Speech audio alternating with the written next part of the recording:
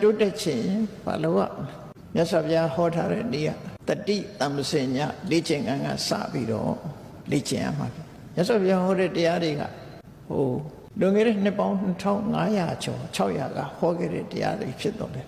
ခဏဘုရားဟောတဲ့တရားတွေကဘယ်အရာဖြင့်ဒိတ်အောက်သွားတယ်ဆိုတာမရှိဘူး up to date ပဲနော်လူသားတွေရှိနေသမျှမှန်းနေတော့မယ်ဘယ်တရားဖြင့်မှားသွားတယ်ခက်တဲ့အဝင်ခွင့်ကြမဖြစ်တော့ဘူးဘုရားဟောထားတာနဲ့လက်တွေ့နဲ့မကိုက်တော့ဘူးဆိုတာမရှိဘူးရှိလို့ရှိရင်ရှာပြကြအောင်မြတ်စွာဘုရားကသစ္စာ၄ပါးဆိုတာဟောထားတယ်သစ္စာ၄ပါးလိုနေသေးတယ်သစ္စာ၅ပါးဖြစ်တဲ့နယ်လို့အရေးဆိုမဲ့ပုဂ္ဂိုလ်မရှိနိုင်ဘူးတရားနော်မှန်မှန်ကန်ကန်ပြောနိုင်တဲ့ပုဂ္ဂိုလ်မရှိမဂ္ဂင်၈ပါးလည်းပဲမဂ္ဂင်တစ်ပါးပိုးနေသေးတယ်9ပါးလောက်နဲ့လုံလောက်တယ်လို့ပြောကြတယ်အကြောင်းမရှိဘူးမြတ်စွာဘုရားဟောထားတဲ့တရားတော်တွေဟာပြည့်ပြည့်စုံစုံဟောထားတာပဲဖြစ်တယ်ပြည့်စုံတယ်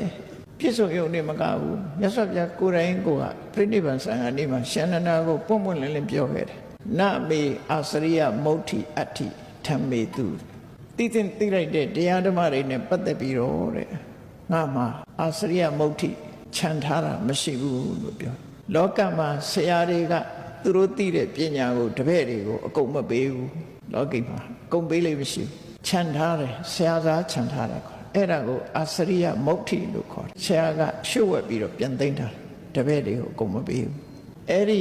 တရားနဲ့ပတ်သက်ပြီးတော့မပြည့်စုံသေးတဲ့တရားဆိုတာလုံးဝမရှိဘူးအကုန်လုံးဟောပြီးသား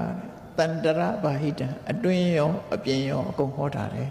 နားထောင်တဲ့ပုဂ္ဂိုလ်ကသာသူ့အတိုင်းအတာရသူယူနိုင်တဲ့အတိုင်းအတာရရှိကြတာဖြစ်တယ်မြတ်စွာဘုရားကတော့အလုံးကိုသင်ပေးတယ်တညီတယ်သင်ပေးတယ်လို့ပြော